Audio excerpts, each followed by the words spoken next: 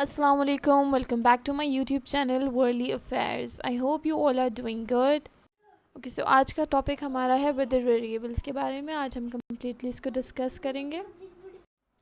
Weather variables वो elements और वो कंडीशंस होती हैं जो एक एटमॉस्फेयर की करंट स्टेट को पर्टिकुलरली एक पर्टिकुलर टाइम पे और पर्टिकुलर लोकेशन पर डिस्क्राइब करने के लिए और उनको बताने के लिए यूज़ की जा सकती हैं, और ये बहुत क्रूशियल रोल प्ले करती हैं वेदर को प्रेडिक्ट करने में, वेदर के पैटर्न्स को और क्लाइमेट चेंजिंग को, क्लाइमेट कंडीशंस को प्रेडिक्ट करने में ये बहुत क्रूशियल रोल प्ले करती हैं।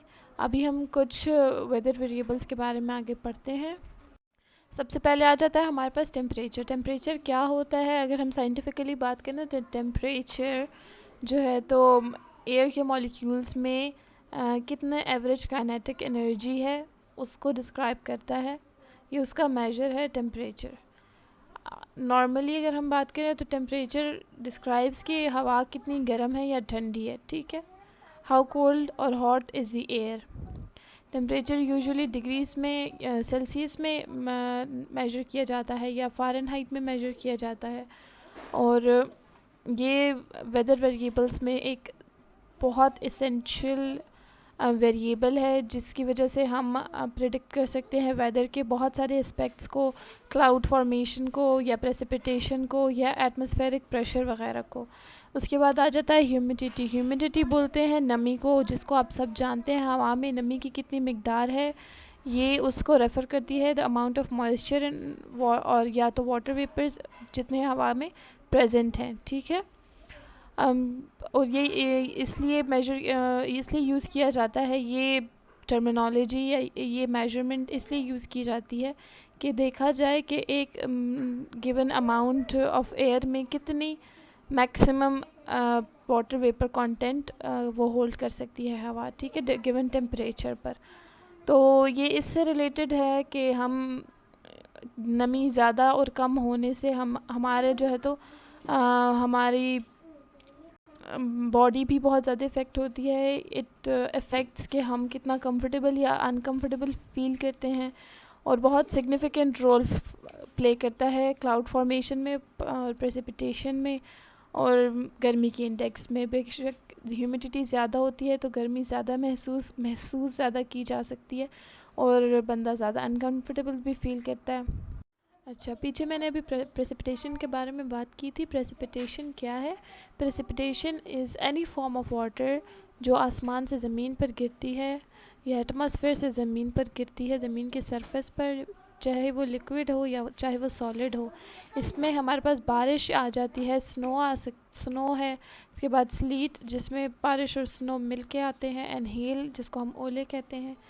It all includes in precipitation, ठीक है। और ये भी वेदर एक वाइटल वेदर वेरिएबल है, और ये वाटर रिसोर्सेज की डिस्ट्रीब्यूशन, एग्रीकल्चर वगैरह, क्योंकि पानी और बारिश पर ही वो इन्हिसार करते हैं और बहुत सारे इकोसिस्टम पर इफ़ेक्ट करते हैं। उसके बाद विंड स्पीड और direction is also a most important weather variable कि विंड की स्पीड और डायरेक्शन क्या है। ये जो पिक्चर में आप अटैच्ड पिक्चर में देख रहे हैं, ये है एक विंड सॉक जिसकी वजह से हमारे पास विंड की स्पीड और डायरेक्शन मेजर की जाती है। इसके अलावा विंड की जो स्पीड है उसको किलोमीटर पर आवर्स या माइल्स पर आवर्स में मेजर किया जाता है, और ये विंड सॉक्स पे हम इसकी स्पीड देख सकते हैं विंड की, और इसके अलावा डायरेक्शन हमें कंपास पर पता चल जाती है whether the wind is blowing from north, south, east और वेस्ट, ठीक है। और ये भी क्रूशल रोल प्ले करता है वेदर पैटर्न्स में। ये टेम्परेचर, ह्यूमिडिटी और क्लाउड फॉर्मेशन में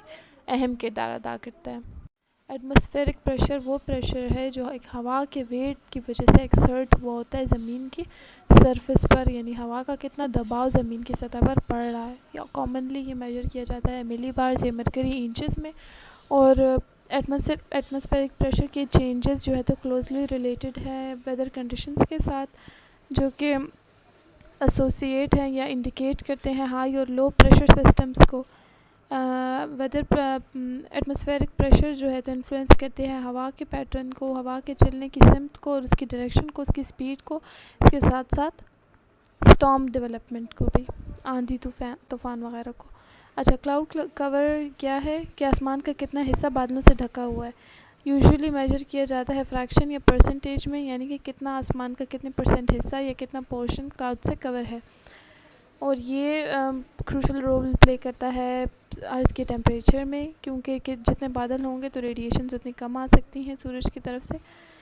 और इसके अलावा टेम्परेचर रेगुलेशन में ये क्रूशल रोल प्ले करता है, जैसे कि मैंने कहा, और प्रेसिपिटेशन वगैरह में, ठीक है, क्योंकि पानी का ज़मीन तक आने का ज़रिया बादल ही है। अच्छा जी, विजिबिलिटी क्या है। विजिबिलिटी जो है तो आई की विजिबिलिटी ही है, नज़र की या साइट की विजिबिलिटी ही है।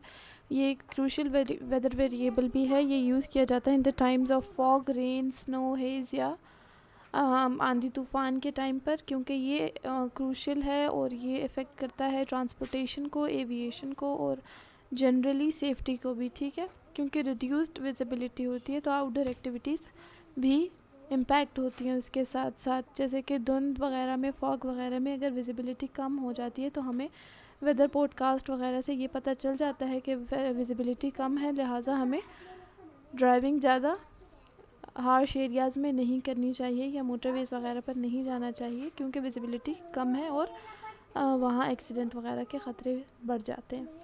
इसके बाद सोलर रेडिएशन सूरज की तरफ से आने वाली एनर्जी है, जिसमें हमारे पास विजिबल लाइट के साथ साथ अल्ट्रा वायलेट रेडिएशन और इंफ्रा रेड रेडिएशंस भी मौजूद होती हैं। ये सब मिलकर सोलर रेडिएशन बनाती हैं, और यही रेडिएशंस जो सूरज की तरफ से आती हैं ऑब्वियसली इन्फ्लुएंस करती हैं टेम्परेचर को। सबसे पहले तो गर्मी को, सूरज की गर्मी होती है, सूरज की तरफ से आने वाली रेडिएशंस की वजह से ही गर्मी होती है, तो ये इन्फ्लुएंस करती है, इफ़ेक्ट करती है टेम्परेचर को।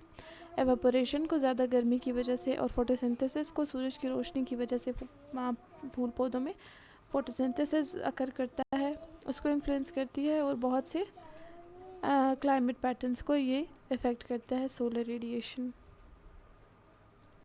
अच्छा जी, ये वो वेदर वेरिएबल्स हैं जो कॉन्स्टेंटली मीटियोरोलॉजिस्ट मॉनिटर करते रहते हैं अपने वेदर स्टेशंस की मदद से, सैटेलाइट्स और रेडार सिस्टम्स की मदद से, और बहुत से दूसरे इंस्ट्रूमेंट्स की मदद से कॉन्स्टेंटली मॉनिटर करते रहते हैं, और इसकी वजह से वो वेदर को प्रेडिक्ट कर सकते हैं और स्टडी कर सकते हैं। इसके अलावा क्लाइमेट के ट्रेंड्स को वो ट्रैक कर सकते हैं, और ह्यूमन लाइफ पर, इकोसिस्टम पर वेदर के और क्लाइमेट के क्या असरात हैं या एग्रीकल्चर वगैरह पर क्या असरात हैं, इन सब चीज़ों को स्टडी किया जाता है इन वेदर वेरिएबल्स की वजह से, इनकी मदद से। अच्छा, इसके अलावा भी हमारे पास कुछ वेदर वेरिएबल्स हैं जिनको अगर मैं इस वीडियो में ऐड करूँ तो हो सकता है वीडियो लंबी हो जाए, लिहाजा मैं उनको एक अलग से वीडियो में कवर करूँगी इंशाल्लाह। Thank you so much for watching the video. Please feel free to ask any questions, and like, share and subscribe for more educative content. Bye.